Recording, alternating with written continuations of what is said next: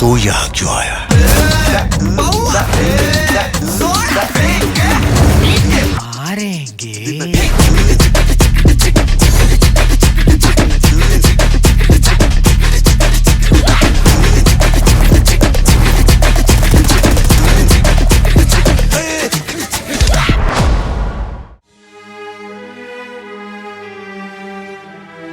लो ये लो अमीना, इसे अपने पास रखो। सुबह शाम अच्छी तरह से इसे पीस कर पिला देना, ठीक है? माँ, ओ माँ, क्या बात है हाकिम चाचा? बाबा को क्या हुआ है? मुझे कुछ नहीं हुआ बेटा, कुछ नहीं हुआ है। अब आप झूठ नहीं कहेंगे करीम मियाँ, आपको बहुत भयानक ज्वर हुआ है। देखो बेटा ज्योत्सना, मुझे तुमसे एक बात कहनी है।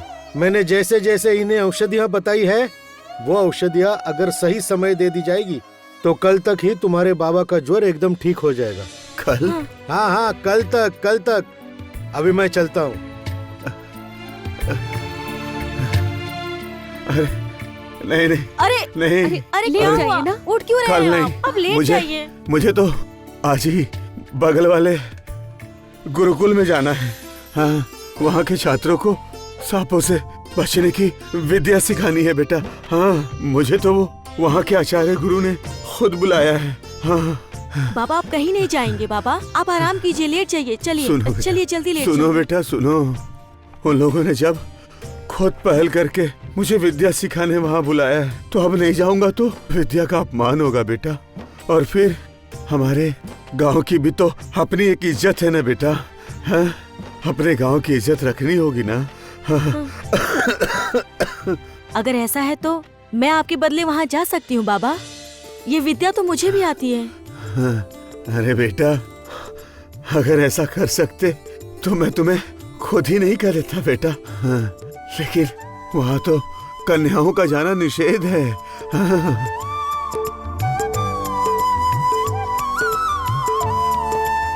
अच्छा, कन्या नहीं जा सकती है ना वहाँ, लेकिन लड़के तो जा ही सकते हैं ना? मतलब? कुछ नहीं, आप आराम कीजिए, मैं संभाल लूंगी। चलिए आप लेट जाइए। चलिए ना बाबा, लेट जाइए। माँ आइए तो, चलिए लेट जाइए आप। चलिए आराम से लेट जाइए आप, आराम से। आप आराम कीजिए, आप चिंता मत कीजिए बाबा। ठीक है, लेट जाइए। बोल रही हो? आराम कीजिए बाबा।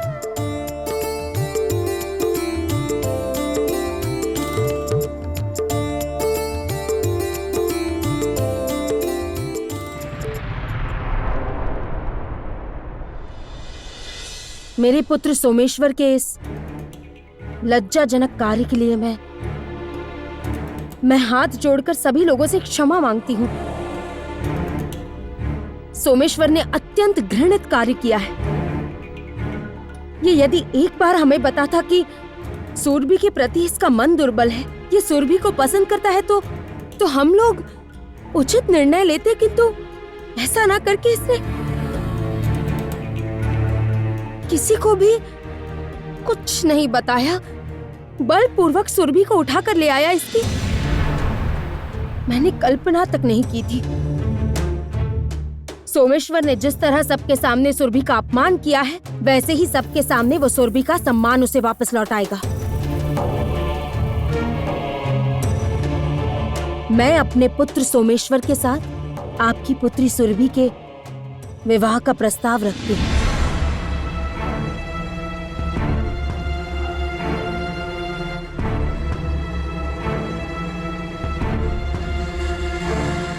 क्या? ऐसा कैसे संभव है? आप अच्छी तरह विचार कर लीजिए।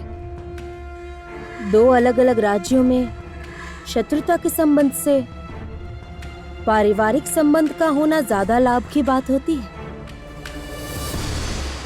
मुझे विश्वास है कि इससे सभी का मान सम्मान अपनी अपनी जगह सुरक्षित बना रहेगा, फिर वो आपकी पुत्री का हो या मेरे पुत्र का। कामिनी की मति तो नहीं फिर गई कहीं? ये कैसा निर्णय ले रही है? क्यों करना चाहती है ऐसा?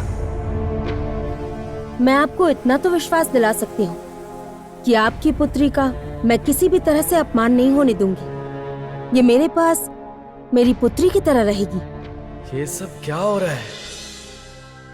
भला मैं इससे विवाह क्यों करूंगा? हद हो गई। ठीक है, आपकी बात मुझे समझ आ गई। केवल आपकी कही बात पर विश्वास करके ही मैं अपनी पुत्री का विवाह यहां करवाने के लिए तैयार हूं।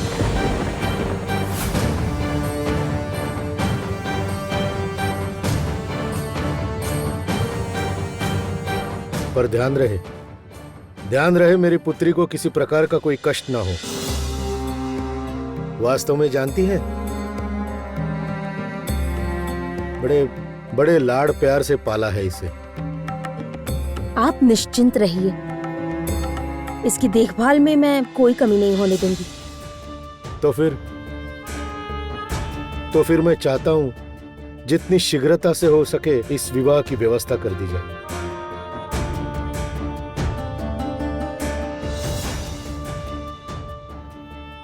महाराज, अब आप मुझे आज्ञा दीजिए।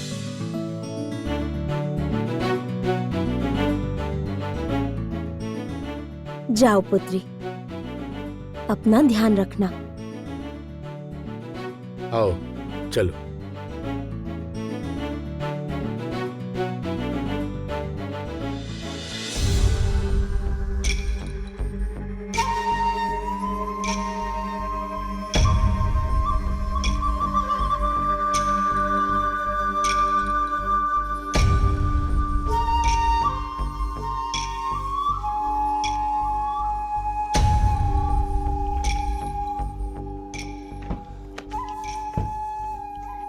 आपने आज इस राज्य को अपमानित होने से बचाया है कामिनी।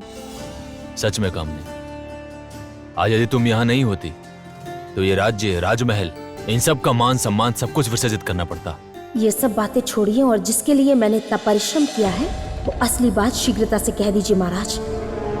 ये राज्य, ये राज परिवार तुम्हारा आभारी है कामिनी। बताओ, इसके इनाम में तुम्हें क्या चाहिए? कहिए कामिनी। आप लोग यदि सच में मुझे कुछ देना चाहते हैं तो फिर मेरी पुत्री लक्ष्मी को आपके परिवार में जगह दे दीजिए। इससे अधिक मैं कुछ और नहीं चाहती रानी माँ। अर्थात मैं सोच रही थी यदि राजकुमार कंचन के राजमहल लौट के आने के बाद मेरी पुत्री लक्ष्मी के साथ उनका विवाह कर दिया जाए। राजकुमार के साथ लक्ष्मी का विवाह करवाकर यदि आप लक्ष्मी को अपनी बहू के रूप में स्वीकार करते हैं, माँ होने के नाते इससे ज्यादा मुझे और क्या चाहिए हो सकता है। अरे वाह, ये तो अति उत्तम प्रस्ताव है। क्यों बौद्धादित्य? सब प्रभु की इच्छा है महाराज। अच्छा ही होगा, अपनी ही बच्ची हमारे घर की पुत्रवधू बन जाएगी। कामिनी, मैं तुम्हें वचन देता हूं।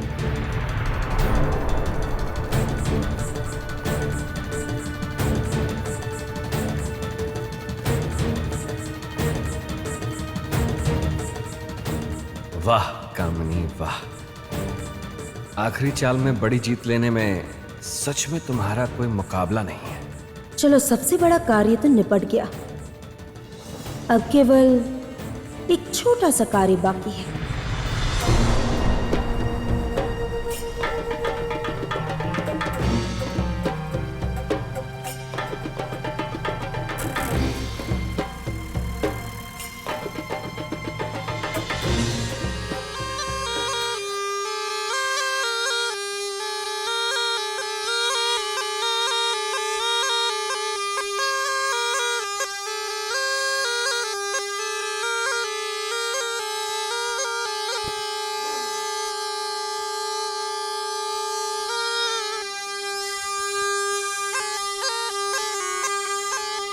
तुम ही करीम मियां हो? जी हाँ। ये क्या, इस सपेरे की आवाज तो बीन से भी सुरीली है। क्या है ना कि बचपन में गले में बीमारी होने के कारण मेरी आवाज थोड़ी पतली हो गई थी। अच्छा, ठीक है। तो तुम ही आज हमारे छात्रों को सांपों से आत्मरक्षा करने की विद्या सिखाओगे, है ना? ठीक है, तो फिर आरंभ करें।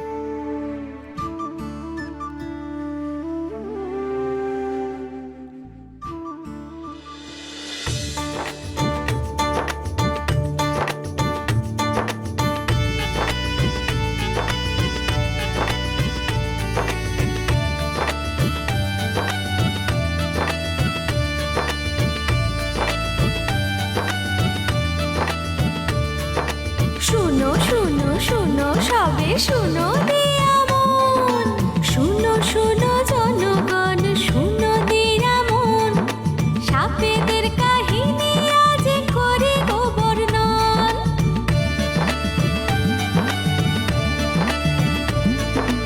অকারণ ভয়ে ভীতি পেও না গো সাপেতে, আঘাত না করে তারে চলিবে তফাতে।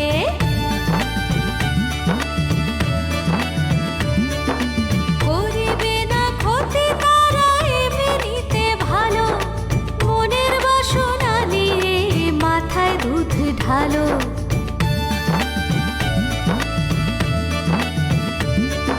সাপেদের সেরা হইল কৃষ্ণ নাগে জাতি, সকলের ভালো করে সদা সহায়তি।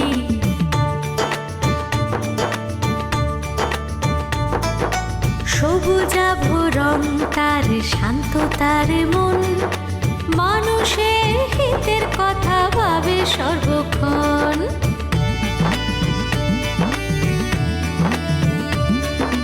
তবে এক সাপ হইতে করি গো সাবধান, শ্বেত নাগ নাম তার, শুনো খুলে কান, শুনো খুলে কান।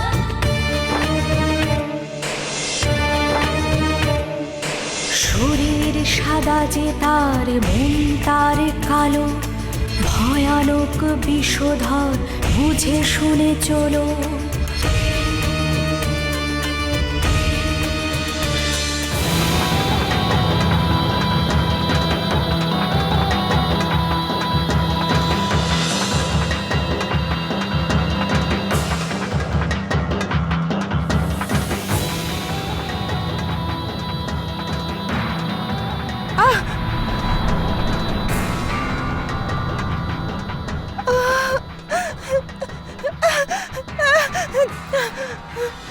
জয় জয় নাগ মাতা জানাই তোমাকে প্রণাম, জয় জয় নাগ মাতা জানাই তোমাকে প্রণাম। শেষ হলো সাপ খেলা ফুরালো এ গান, শেষ হলো সাপ খেলা ফুরালো এ গান। ये आवाज तो मैं पहचानता हूँ।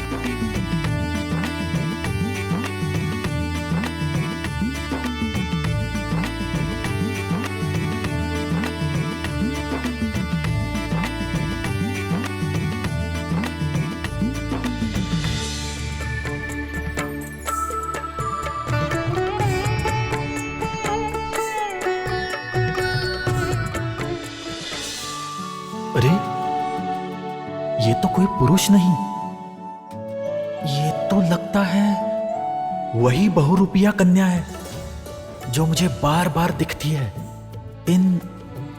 इन आंखों को मैं अच्छी तरह पहचानता हूं।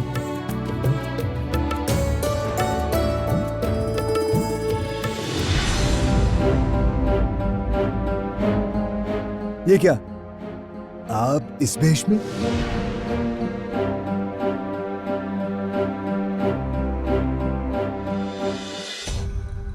आज मेरे लिए बहुत प्रसन्नता का अवसर है कामिनी, बेहद प्रसन्नता का अवसर।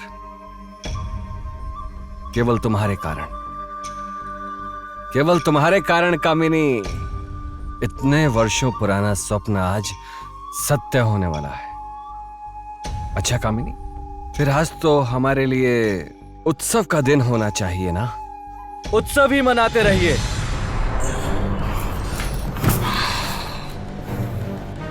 लक्ष्मी के कारण मैं समस्या में फंसा रहा हूँ और आप लोग उत्सव मनाइए, हर्षोल्लास कीजिए। मैं भी आपको बता रहा हूँ, ये विवाह मैं बिल्कुल भी नहीं करूंगा, फिर चाहे जो होना है हो जाए। अरे शांत हो जाओ सोमेश्वर, शांत हो जाओ। तुम्हारी माँ ने अवश्य तुम्हारे बारे में कुछ सोच रखा होगा। क्या? मेरे बारे में? हाँ। मेरे बारे में ये सोचेंगी? तुमने सोच भी कैसे लिया सोमेश्वर? मैं तुम्हारे बारे में बिल्कुल नहीं सोचूंगी। मैंने तुम्हारे लिए भी कुछ सोच रखा है, इतना ही नहीं, जो करना था मैंने कर भी दिया है। विवाह नहीं करोगे?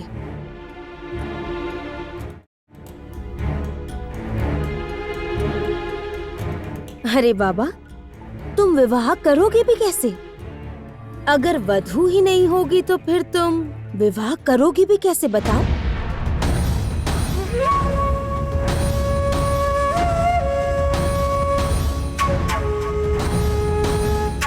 कहना क्या चाहती हैं आप माँ?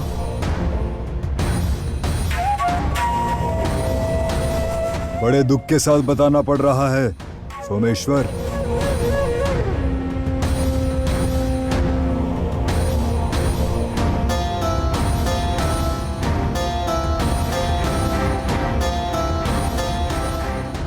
तुम्हारी होने वाली पत्नी अब जीवित नहीं है।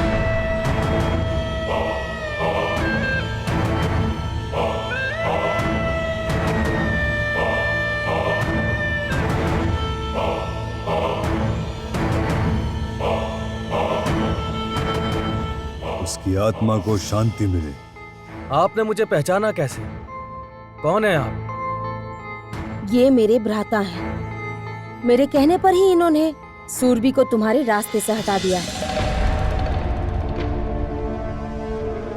क्यों? खुश हो ना?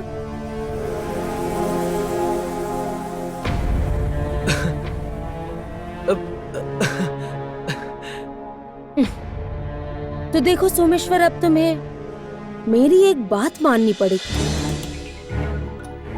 कौन सी बात? तुम्हें कुछ दिनों के लिए अपने मित्रों और साथियों को साथ लेकर इस राज्य से दूर रहना होगा, राज्य के बाहर रहना होगा। तब तक मैं रानी माँ को यहाँ समझाऊंगी कि सुरभि के अचानक मृत्यु होने से तुम शोक में हो, इसलिए अकेले में कुछ समय व्यतीत करना चाहते हो, इसलिए राज्य के बाहर गए हो। मैं तैयार हूँ।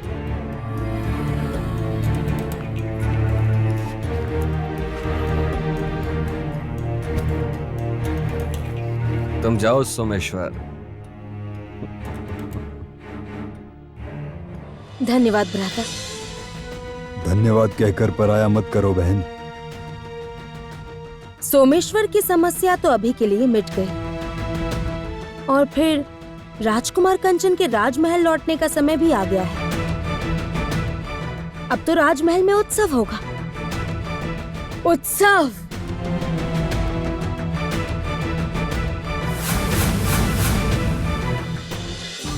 मैं अभी नहीं लौटूंगा। कंचन,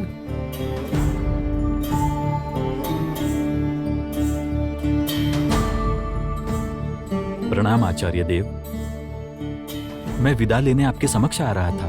आप राज्य नहीं लौटेंगे ऐसा क्यों कहा? तो वास्तव में मैं अपने राज्य में लौटने से पहले अन्य समस्त राज्यों का भ्रमण करना चाहता हूँ, और वहां जाकर मैं वहां के लोगों से वार्तालाप करना चाहता हूँ, उन्हें जानना समझना चाहता हूँ, उनके साथ समय व्यतीत करना चाहता हूँ, उनके सुख दुख बांटना चाहता हूँ। तभी तो मैं वापस अपने राज्य लौटकर एक राजा की दृष्टिकोण से समस्त राज्य को समझ पाऊंगा, और उसी के लिए यह व्यापारी का रूप लिया है। वास्तव में मैं उनमें से एक बनकर उनके बीच घुल मिलना चाहता हूँ। वाह, बहुत अच्छे। ये तो अति उत्तम विचार है। आपका मंगल हो, मंगल हो। अब तुम लोग लौट जाओ, और वापस जाकर मां से कहना मैं अति शीघ्र लौटूंगा।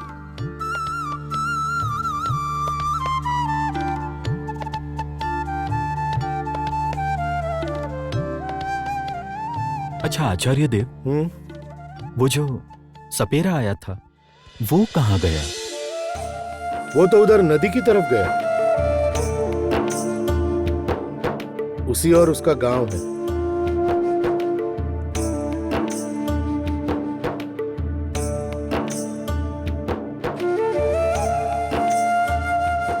मुझे वहां जाना ही होगा।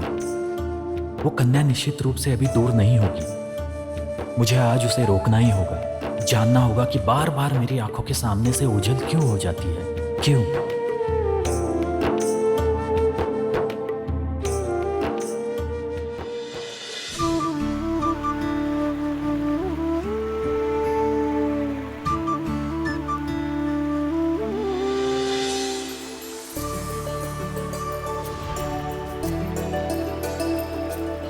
दिन ढलने वाला है, जल्दी मुझे घर पहुंचना ही होगा। वहां बाबा की तबीयत कैसी होगी पता नहीं।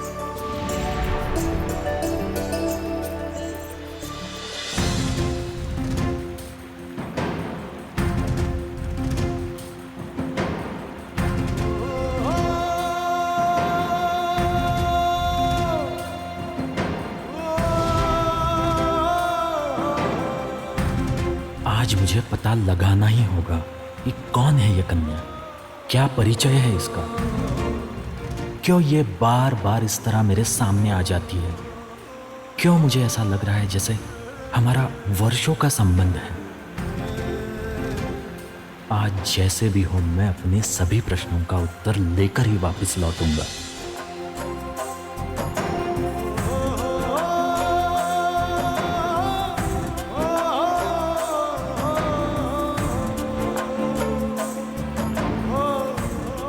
पता नहीं क्यों ऐसा लग रहा है जैसे कोई मेरा पीछा कर रहा है।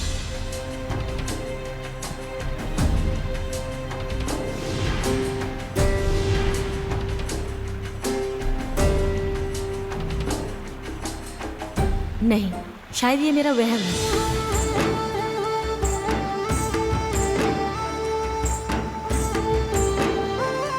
नहीं, ऐसा पीछा करने से नहीं चलेगा। मुझे उसके सामने ही जाना होगा।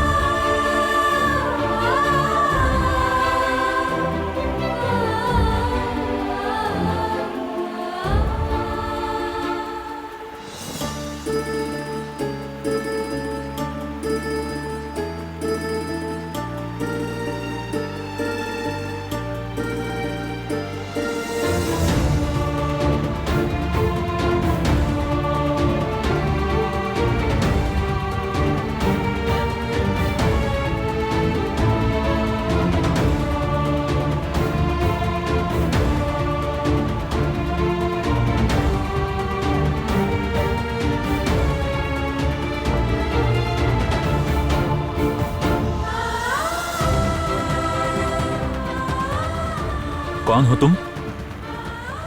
नाम क्या है तुम्हारा? और रूप बदल कर क्यों घूम रही थी?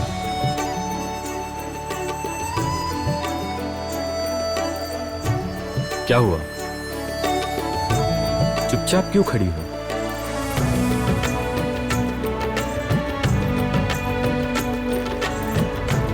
तुम जो मुझसे इतने सवाल कर रहे हो, तुम बताओ तुम कौन हो?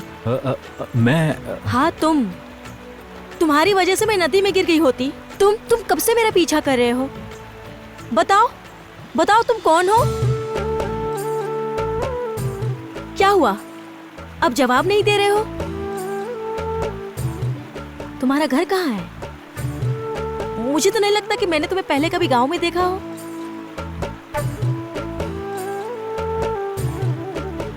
तो क्या तुम कहीं और से हो?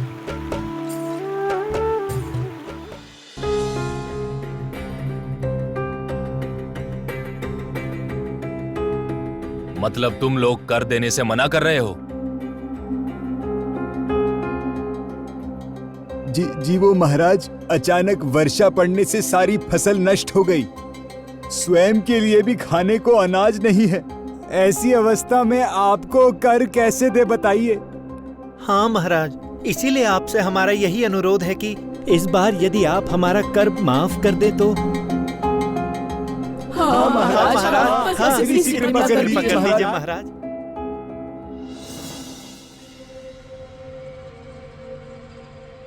क्षमा कीजिएगा महाराज, आपकी बातों के बीच कुछ कहने का साहस कर रहा हूं मैं, किंतु थोड़ा विचार करके देखिए महाराज। अपनी प्रजा के सुख दुख में आप हमेशा इनके साथ खड़े रहें।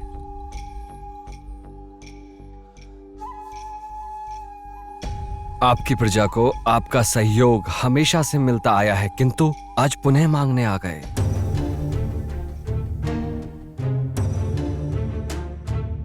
आपके भले के बारे में आपकी प्रजा ही नहीं सोच रही महाराज।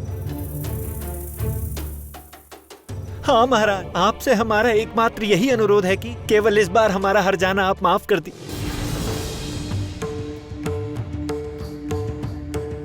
मैंने इससे पूर्व भी जो किया है तुम लोगों के भले के लिए किया है, और आज भी जो करूंगा वो सब के बारे में विचार कर ही करूंगा।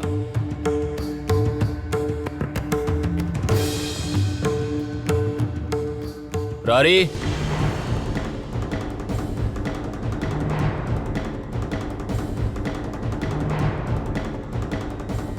जी महाराज। इन सबको बंदी बना लो।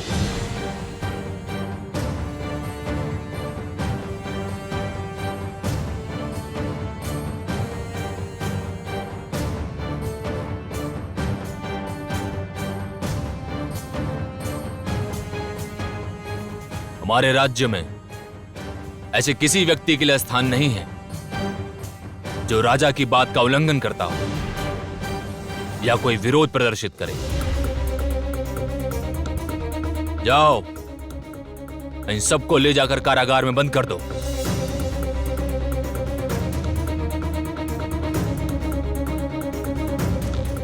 आश्चर्य, ऐसा व्यवहार तो महाराज का स्वाभाविक नहीं है।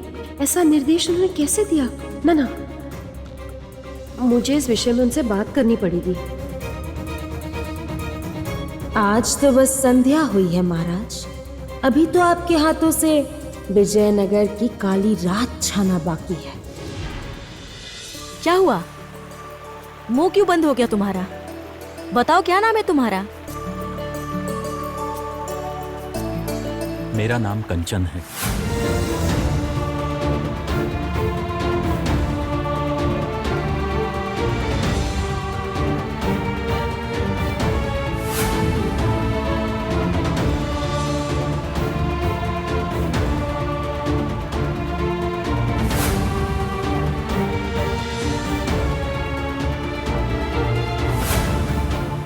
अब तुम अपने बारे में बताओ, कौन हो तुम? क्या हुआ? मेरा नाम सुनकर इतना सोच में क्यों पड़ गई तुम? क्या मेरा पहले नाम कहीं सुना है? नहीं, बिल्कुल नहीं। अच्छा, तुम तो मुझे इतनी देर से इतने प्रश्न पूछ रही हो और स्वयं ऐसे भेष बदलकर संदेहजनक घूम रही हो। बात क्या है, बताओगी?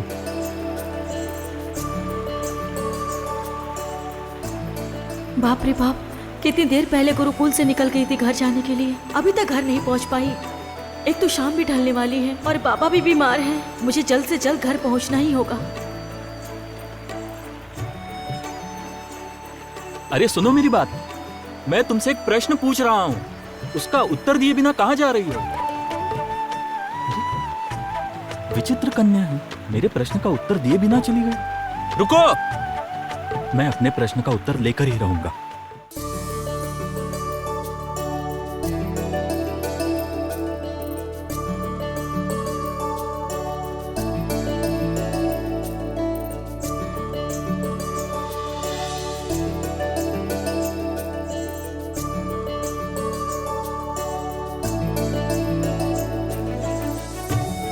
कहाँ चली गई वो कन्या?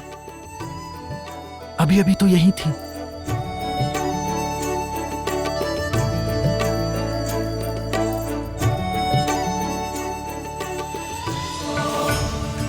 आज आपके व्यवहार में इतना अद्भुत परिवर्तन क्यों है महाराज? क्यों? इससे पहले तो प्रजा के साथ इस तरह का व्यवहार करते हुए कभी नहीं देखा मैंने। फिर आज क्या हुआ महाराज? क्या हुआ है?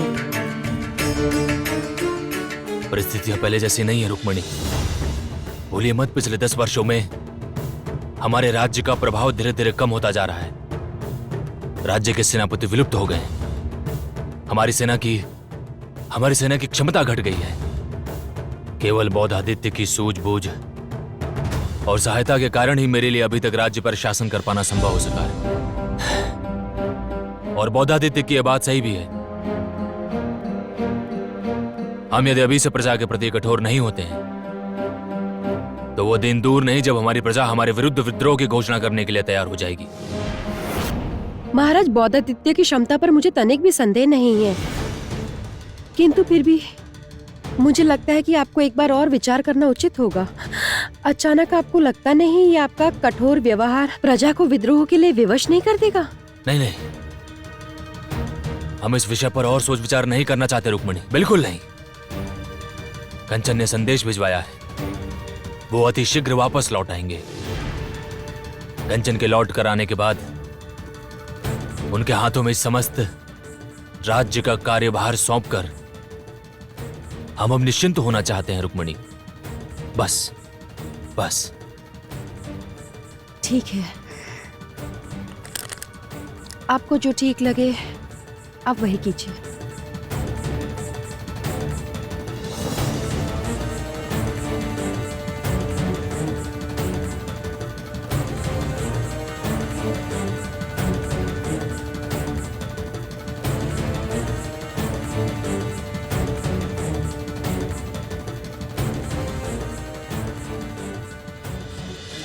कंचन के लौटने की प्रतीक्षा में तो मैं भी बहुत व्याकुल हूँ महाराज। सच कहूँ तो आपसे भी अधिक व्याकुल हूँ, क्योंकि कंचन के राजमहल में लौट कर आने पर ही तो मेरा इतने वर्षों का सपना पूर्ण होगा। कंचन इस राज्य के राजा बनेंगे और उनसे विवाह करके मेरी पुत्री लक्ष्मी बनेगी इस राज्य की रानी। किंतु कामिनी, महाराज ने क्या कहा सुना नहीं? क्या? राजकुमार कंचन अभी राजमहल में नहीं लौट रहे हैं। वो भले ही कुछ दिनों बाद लौटे, इसमें कोई समस्या नहीं है। मुझे भी कुछ समय मिल जाएगा सब कुछ और अच्छी तरह संभालने का, किंतु मंत्री जी, इन सब से पूर्व मुझे रानी माँ को अपने वश में करना होगा। आजकल बहुत अधिक प्रश्न पूछने लगी है, वो भी बहुत अधिक।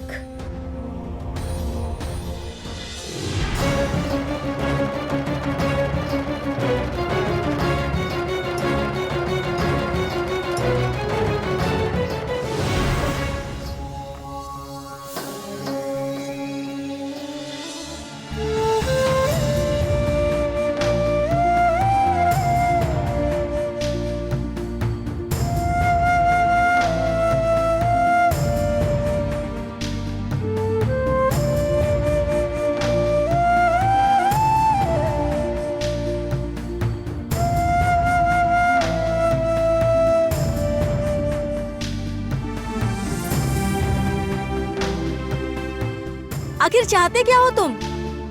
कब से मेरा पीछा कर रहे हो तुम? चुपचाप क्यों खड़े हो? बोलो, क्या चाहिए तुम्हें?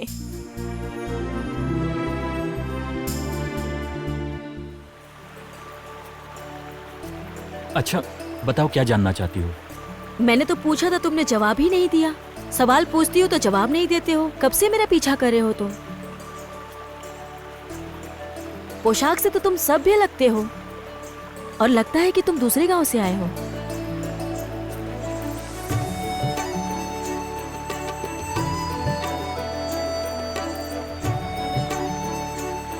बताओ, तुम कोई व्यापारी हो? हाँ, और उसी के लिए ये व्यापारी का रूप लिया है। वास्तव में मैं उन्हीं में से एक बनकर उनके बीच घुल मिलना चाहता हूँ। हाँ, व्यापारी ही तो हूँ। तुमने ठीक समझा। वास्तव में इस गांव में मैं काम के लिए ही आया हूँ। वाह, चलो अच्छा हुआ, अब कम से कम इतना तो पता चला। अच्छा, तो जब काम के लिए आए थे तो तुम मेरा पीछा क्यों कर रहे थे? हे भगवान, पीछा क्यों करूंगा? देखो, हम दोनों का रास्ता एक ही तो है, इसलिए ऐसे बीच में मिल जाना स्वाभाविक है कि नहीं? इसलिए मैं तुम्हारे पीछे आ गया। रास्ता एक ही है मतलब? नहीं, वास्तव में मैं वो सपेरों के गांव जा रहा था। तुम्हें देखकर लगा कि तुम उसी गांव की रहने वाली हो, बस इसीलिए। और क्या, मैं तुम्हारे पीछे आ रहा था। ये बात है, पहले बताना चाहिए था ना। मैं तो उसी गांव में रहती हूँ। करीम सपेरे की बेटी ज्योत्सना हूँ मैं।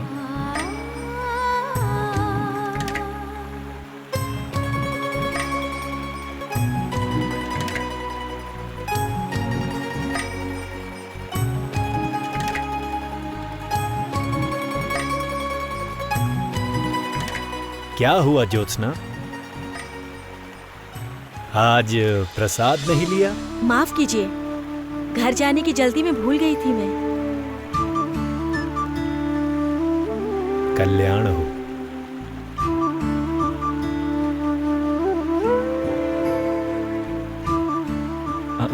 अच्छा सुनो ना, ये प्रसाद कैसा है?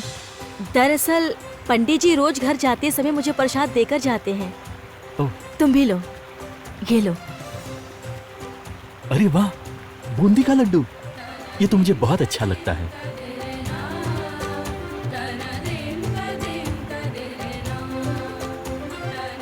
अच्छा, तुमने बताया नहीं मुझे, हमारे गांव में किसके यहाँ जाना है?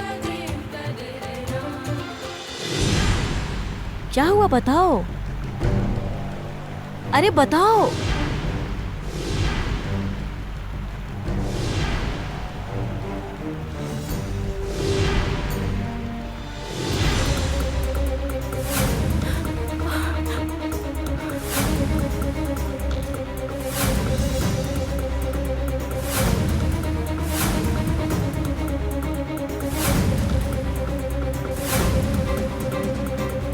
कंचन, कंचन क्या हुआ तुम्हें? क्या हुआ तुम्हें कंचन? आंखें खोलो कंचन, क्या हुआ तुम्हें? कोई है यहाँ? कंचन क्या हुआ तुम्हें? कंचन उठो, आंखें खोलो कंचन, क्या हुआ तुम्हें? क्या हुआ, कुछ बोलो। उठो कंचन, कंचन तुम्हें क्या हुआ? कोई है यहाँ? मेरी मदद करो। उठो कंचन, क्या हुआ तुम्हें? कंचन, कंचन, कंचन क्या हुआ तुम्हें? उठो कंचन, कंचन उठो। कंचन कुछ तो बोलो कंचन, क्या हुआ? कोई है यहाँ? क्या हुआ कंचन, आंखें खोलो। कंचन आंखें खोलो, क्या हुआ तुम्हें?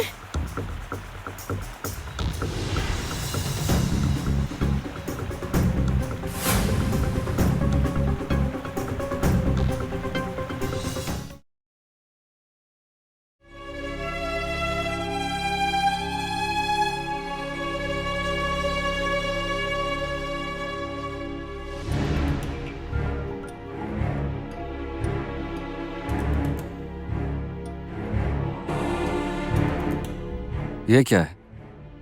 अचानक से यह चित्र तुम यहाँ क्यों ले आई? उर्मी का कोई स्मृति चिन्ह मैं इस राजमहल में नहीं रहने दूंगी। 10 सालों से बहुत मेहनत करके मैंने इन सब के मन से रणविजय, पद्मिनी और उर्मी की स्मृतियां मिटाई हैं। इस राजमहल में किसी भी कारण से फिर से किसी को उनकी याद आ जाए, ये बिल्कुल नहीं होने दूंगी, बिल्कुल भी नहीं।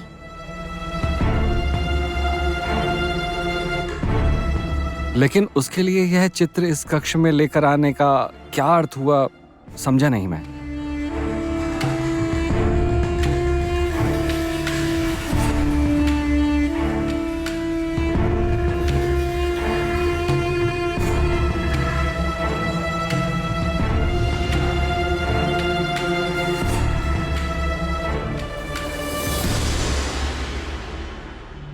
इसी तरह,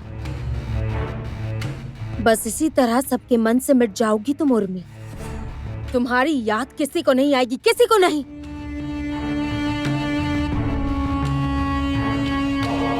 लेकिन एक बात मेरी समझ में नहीं आ रही कामनी, आज इतने सालों बाद अचानक से यह चित्र यहाँ ले आई, किस कारण से? कारण रानी माँ है। पता है, मुझे कुछ ना कुछ करना ही होगा। ऐसा कुछ करना होगा जिससे जिससे वो लक्ष्मी के प्रति ऋणी हो जाए, जिससे उर्मी को अपने हृदय से निकालकर लक्ष्मी को अपने हृदय में बहू का स्थान दे सके। लेकिन क्या क्या क्या करना चाहती हो तुम? मुझे नहीं, जो करना है लक्ष्मी को करना होगा, एवं ऐसा कुछ करना होगा जिससे रानी माँ स्वयं ही कंचन को लक्ष्मी के हाथों में सौंप दे, ताकि फिर कंचन के मन, प्राण और जीवन में और कोई न रहे, कोई नहीं।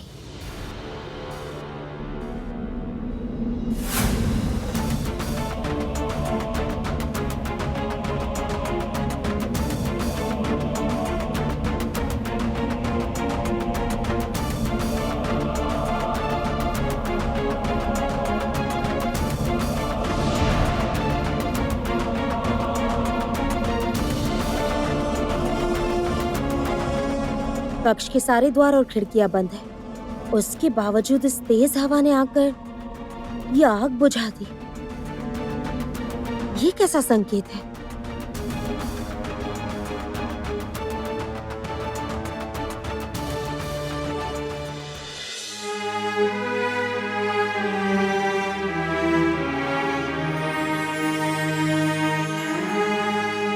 उर्मी, उर्मी,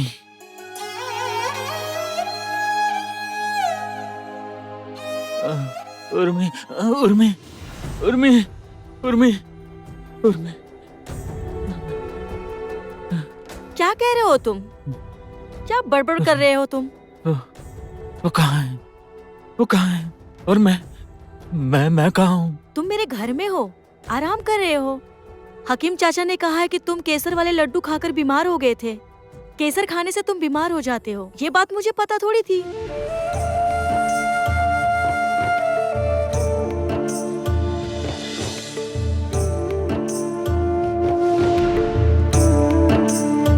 विश्वास करो कंचन, मैं तुम्हारा लड्डू अपनी इच्छा से नहीं गिराना चाहती थी।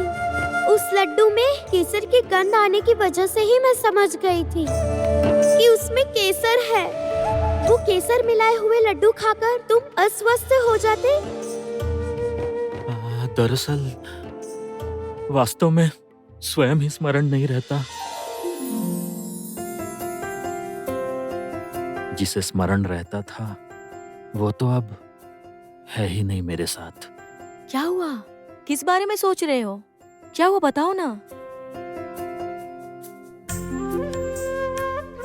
और हाँ, वो होश आते ही तुम किसका नाम ले रहे थे? हाँ,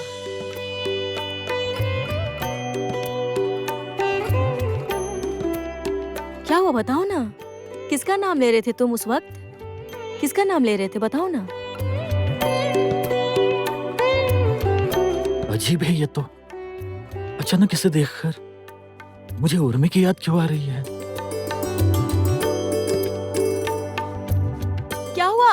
अरे तुम उठ क्यों रहे हो? अरे रुको, तुम्हारी तबीयत ठीक नहीं है। अरे आराम से।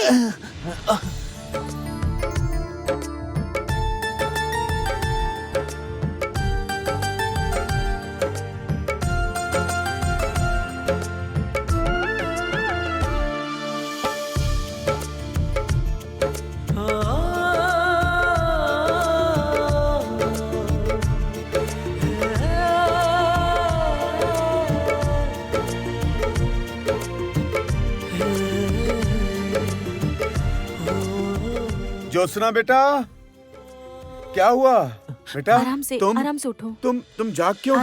आराम से उठो। क्यों उठ गए तुम? देखिए ना बाबा, मैंने आराम करने के लिए कहा, ये उठ गए। सुनो, पैर ऊपर उठाओ, करो, उठाओ, आराम से, आराम से। आराम करो। हकीम साहब देखिए जरा, हाँ, देखता हूँ, देखता हूँ। इसकी।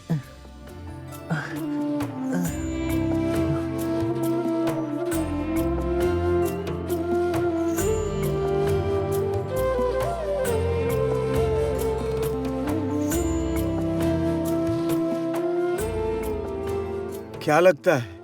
हाँ? इसे तो बहुत तेज ज्वर है। केसर के जहर से इसके साथ ऐसा हुआ है। इसे तो बहुत आराम की जरूरत है। अच्छा, मैं आखिर यहाँ आया कैसे? अरे वाह, पता है तुम नदी के किनारे बेहोश हो गए थे। मुझे तो समझ में नहीं आ रहा था मैं कहाँ तुम्हें लेकर जाऊँ, इसीलिए गांव के लोगों की मदद से मैं घर लेकर आ गई। अच्छा किया बेटा, बहुत अच्छा किया तुमने। एक तो दूसरे गांव का, ऊपर से बीमार। मैं क्या कहती हूँ, तुम कुछ दिन ना हमारे यहाँ रुक जाओ, ठीक हो जाओगे फिर अपने घर चले जाना। ये हकीम चाचा है जिन्होंने तुम्हारी जांच की कि तुम आराम करने से ठीक हो जाओगे। अच्छा ज्योत्सना बेटा, मैंने तुमसे कहा था ना इसके लिए दवा बनाने के लिए कुछ सामान वगैरह लाना होगा, वो सब लाई हो? वही तो लाने जा रही थी हकीम चाचा, किंतु इन सब के बीच इन्हें होश आ गया, इसीलिए। रहने दीजिए। आप लोग मुझे लेकर इतनी चिंता मत कीजिए। तुम बिल्कुल चुपचाप बैठे रहो, ज्यादा सोचने की जरूरत नहीं है। सुना नहीं हकीम चाचा ने क्या कहा? तुम्हें आराम करने की जरूरत है, तुम बैठो, मैं जाकर आती हूँ। विजयनगर का राजकुमार हूँ मैं, फिर भी आज ये साधारण सपेरे पता नहीं क्यों अपने से लगने लगे हैं। अच्छा हुआ साधारण मनुष्य के भेष में साधारण लोगों के साथ समय बिताने निकला मैं।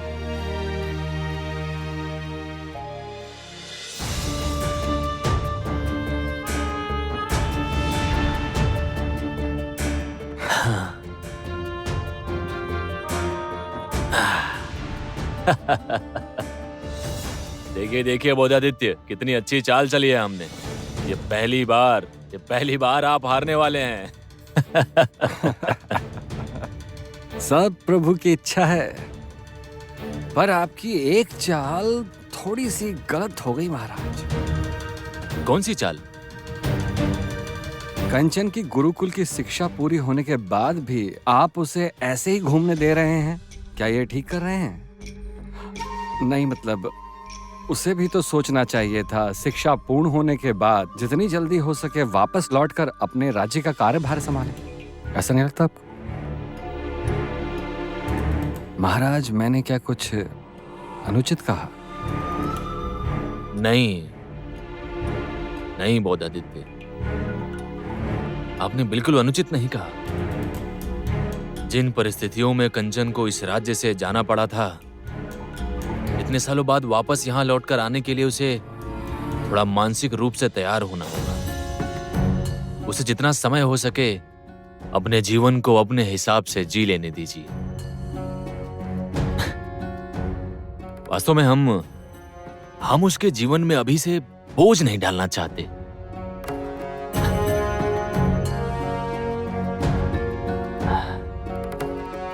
यही तो चिंता का विषय है महाराज। युवा उम्र में सही समय पर राज्य का कार्य में न उतारा जाए तो वह कैसे आपके हाथों से निकल जाता है। वो सोमेश्वर मुझे पल पल ये महसूस करवा रहा है।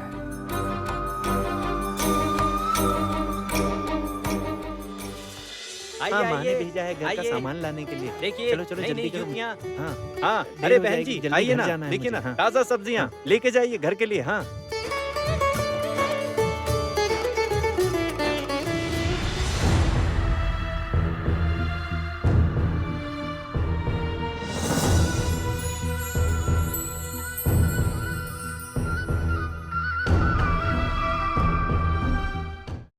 क्या ज्योत्सना, कल तुम गुरुकुल गई थी, उसके बाद तुम मुझे मिली ही नहीं। अरे उसके बाद बहुत कुछ हो गया, चलो मैं तुम्हें बताती हूँ। बहुत कुछ? हाँ। जी, फल लेंगे? ये क्या कर रहे हैं? बिना बताए आप ऐसे कैसे फल खा रहे हैं? चुप, ठीक कर रहा हूँ। ठीक कर इसके रहा हूं पैसे तो मैं। दीजिए, ये तो गलत है। सुनो,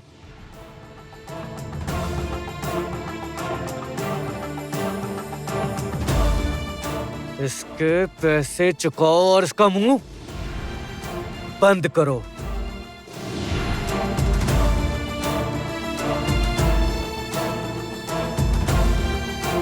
अच्छा, हम यहाँ इतना समय नष्ट क्यों कर रहे हैं? ऐसा क्या है यहाँ?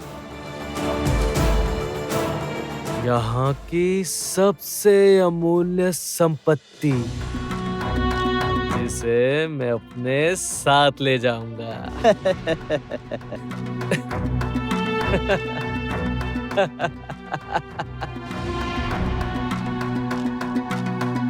बाकी सब तो समझ गया, लेकिन सपेरों के गांव में उन्हें क्या काम है? आया भी अकेले है, कोई सामान भी नहीं है।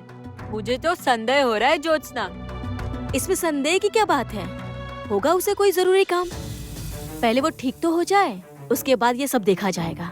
क्या पता ज्योत्सना, डकैतों की कमी थोड़ी है। ये लीजिए। पागल लड़का, तुम्हें तो बस संदेह ही होता है। ये लीजिए।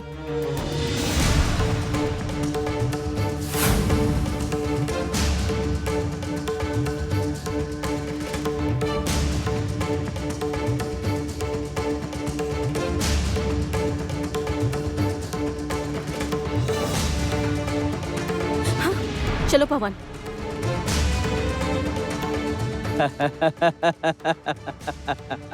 रास्ता छोड़ो।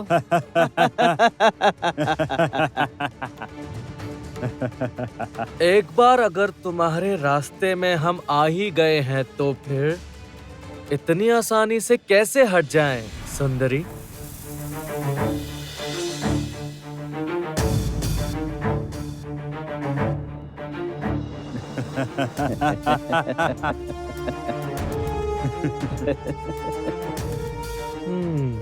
तुम मुझे बहुत पसंद आ गई हो, और मुझे जो चीज पसंद आ जाती है उसे मैं खरीद लेता हूँ। छोड़ो ज्योत्सना को, छोड़ो छोड़ो, हटो।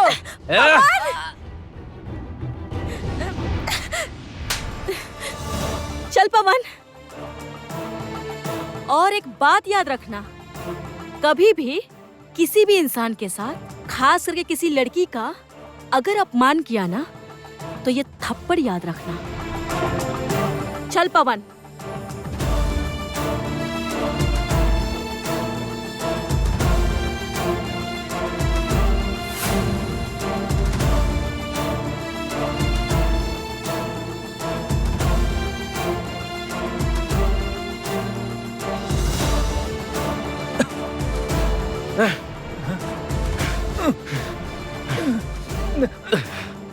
कौन है? कौन है ये लड़की जिसकी सोमेश्वर पर हाथ उठाने की हिम्मत हो गई? बताओ कौन है? सपेरे की बेटी। हाँ? कौन? सपेरे की बेटी। एक साधारण से सपेरे की लड़की में इतनी हिम्मत?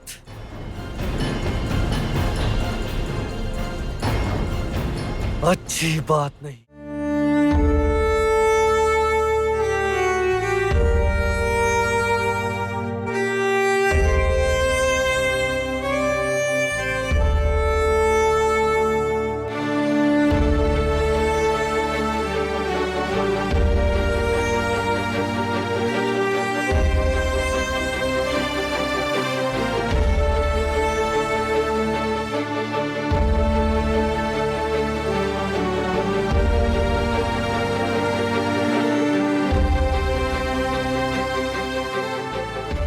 लक्ष्मी, तुम यहाँ क्या कर रही हो? सुना आप मंदिर जा रही हैं, तो मैं आपके लिए पूजा की थाली सजा कर रख रही थी। मैं आई तो देखा आप कक्ष में नहीं थी, इसलिए मैं स्वयं ही आपके कक्ष में आ गई।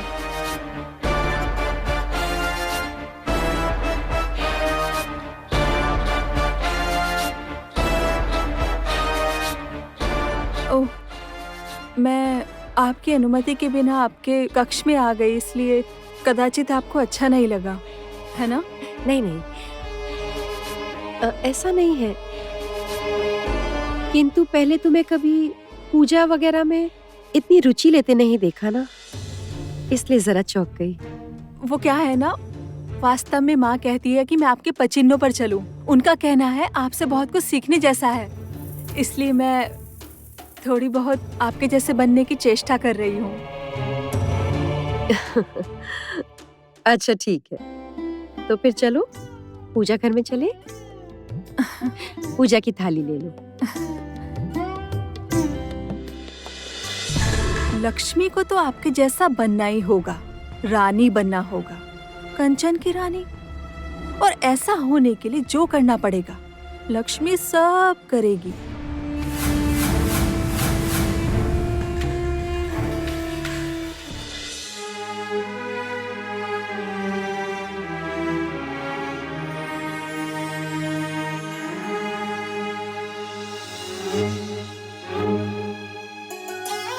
ये क्या, इसका तो बुखार बढ़ता ही जा रहा है।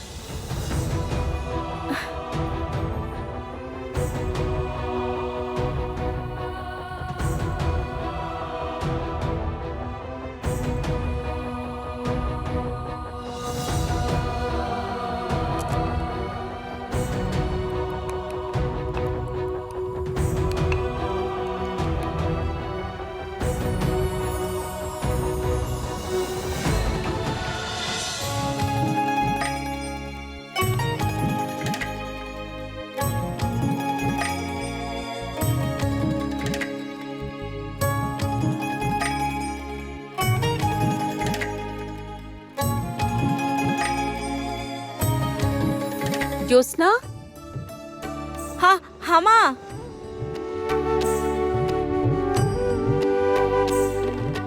क्या हो बेटा, अब कैसी हालत है?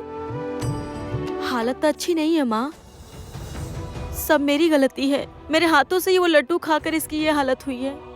अरे बेटा चिंता मत करो, इतनी चिंता मत करो। तुम इतनी सेवा कर रही हो, सब ठीक हो जाएगा।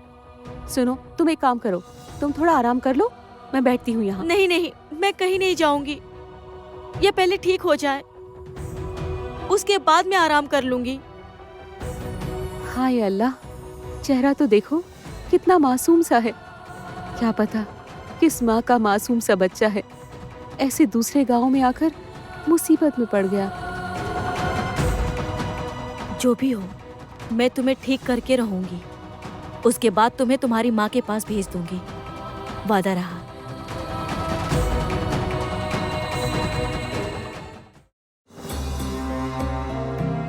चलिए रानी माँ, मैं आपको ले जाने के लिए ही आई थी। आप अवश्य राजकुमार कंचन के लिए पूजा करने ही मंदिर की तरफ जा रही थी ना? तुमने सही समझा कामिनी, मैं अपने कंचन के लिए ही पूजा करने जा रही थी। तो आज राजकुमार की माँ राजकुमार के लिए ईश्वर से क्या मांगेंगी? आज मैं ईश्वर से प्रार्थना करूंगी कामिनी, मेरे कंचन को इतने सालों से जो जो कष्ट भोगने पड़े हैं, वो सारे कष्ट दोबारा कभी न भोगने पड़े। वो जब मेरे पास लौट कर आएगा ना, तो उम्मीद करती हूँ कि वो सुरक्षित लौट कर आए। इतना ही चाहूंगी मैं। चलिए चलिए रानी माँ, हम चलते हैं। आग! रानी माँ, आपके आंचल में आग लगी है, बिल्कुल हिलिएगा मत।